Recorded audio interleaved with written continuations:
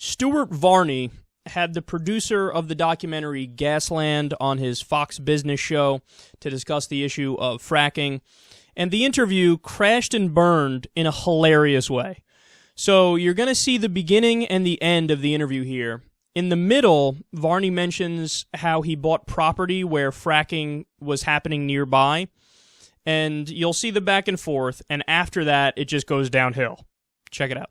From the EPA, quoting from their report on fracking. Okay, that's getting oil and gas from deep underground. Here's what they said. We did not find evidence that these mechanisms have led to widespread systemic impacts on drinking water. Join me now, Josh Fox. He's the director and the producer of the anti-fracking documentary Gasland. Now, I took that as the conclusion of the EPA report. Well, hold on a second. That's what I took as the conclusion.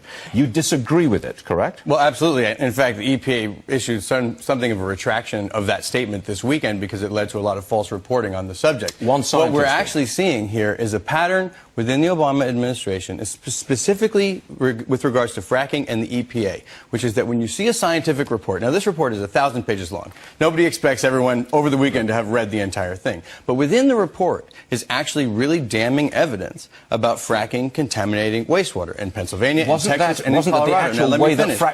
Wasn't that the actual way that fracking was conducted? It was mistaken in how fracking was done, as opposed to the whole process absolutely itself. Not. What this report says is that fracking contaminates wastewater. Now, groundwater, not wastewater, groundwater. What the EPA does, however, time and time again, aquifers. Yes, aquifers. What the EPA has done time and time again on this issue is issue a scientific report which has actual science in it, and then slap on the top of it a press release or a statement that says, oh, nothing really to see here. There are 470 scientific reports right now, peer-reviewed, that state that fracking contaminates groundwater, that's bad for the air, it's bad for public health. I'm wrong about lighting the tap water before fracking ever appeared. You are absolutely I'm not, wrong. because I did it myself. Because what we're talking about... I did it myself. I do believe you are lying right now. Lying? Because the point... Yes, I do. The interview's over, young man. The interview is over. I am not lying. Okay. I did it myself. If you said to me earlier that you would not want fracking in your own neighborhood... You're out of here, son. Irresponsible for you to say you are on air out of here. That the rest of America should frack. Don't call me a liar. Don't do that, son. Well, Don't do it. You're clearly obfuscating the truth over and over again during this segment. That's it. Thank you very much, sir. Would you please leave? I think Stuart Varney may have been watching Secular Talk because he said son a few times there. Don't you accuse me of lying, son. He had like the ice grill going. He was angry. There's nothing funnier than a British guy who's angry, though. Come on, man, be honest. Because even then, you're like, oh, it's adorable. Come on. I mean, come on, really? Is that supposed to be as intimidating as a guy from New York, for example, getting angry? No. You can try, but no. All right, so what's the heart of the issue here? Stuart Varney got his panties in a bunch because this documentary creator here accused him of lying. Now, actually, believe it or not, on that point, I don't know. So Varney says he owns a piece of property in an area where, they started fracking after he moved there, and he says that I was able to light the water on fire before they started doing fracking there. Now, what he's doing is he's attacking the notion that, fracking leads to people being able to light their water on fire. In terms of his specific experience, of course I don't know if he really could light the water on fire before fracking happened at his own place. I just don't know. I wish I did know, but I don't know. So on that, I'm agnostic.